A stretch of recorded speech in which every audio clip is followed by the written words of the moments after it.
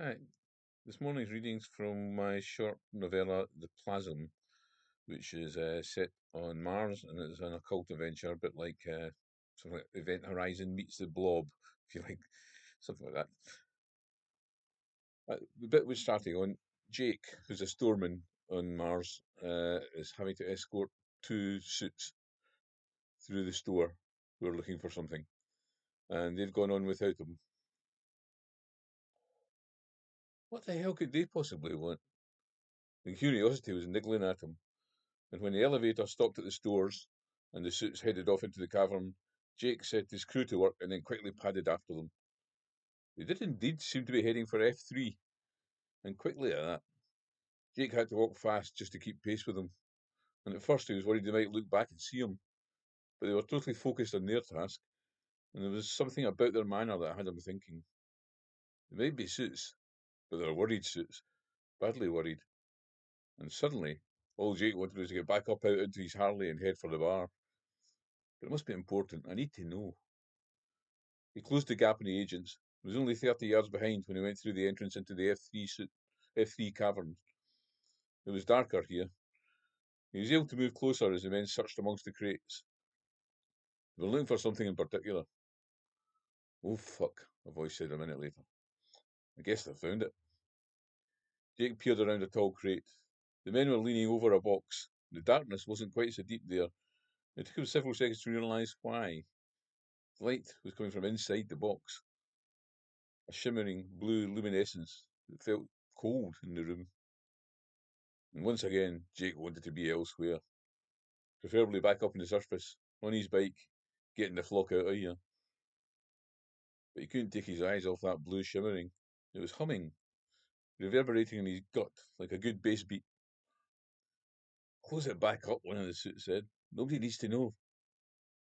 Batteries are charging up, the other replied. You've read the reports. You know what happened the last time. So what do we do? The first said. What we came to do, the second replied. He took something small and rectangular from his pocket, size of a cigarette pack, and slapped it against the side of the crate. We blow this fucker before it gets any worse. Jake knew a bad idea when he heard one. He stepped out from the shadows. Nobody's blown any fucker up down here, he said casually. Not unless you got a death wish. The bedrock isn't stable. The air supply's hinky. Trust me, this isn't a bad idea. A good idea. The taller of the two men was already walking away. The blue luminescence framed his outline, and his face was in thick shadow as he spoke. No time to argue about it. It's going to blow in 60 seconds. Time to go. Jake thought for about a second of standing his ground. The suits had already ran past him, and short of starting a fight and getting them all killed, he had no choice. He followed, and they nearly didn't make it even then. Jake had to run to catch the other two. Just as he was close enough to reach out and touch them, the chamber behind him blew with a loud hump. Distant rumble told him there'd been a rockfall, and a big one at that. Best hurry, guys, he said sarcastically. If the roofs come in, we've got about a minute of air at the most. My guess is it'll take us at least that long to get to the first of the emergency tanks. As before, they ignored him. They turned back the way they'd come. Get yourself safe, they said. We came here to do a job. We have to make sure we're right. Oh, I knew you were successful, Jake said. I say you successfully blew the shit out of a whole bunch of old crates. But then his curiosity got the better of him again. Besides, the air feels fine. I better see what they've done. They went back to the site of the explosion and he followed. But they brought up short when they were faced with a wall of rubble at the mouth of the cavern. Looks like that worked then, the smaller of the man said. I'm not sure that thing can be blown up, the other replied. What thing? Jake asked. Got no reply.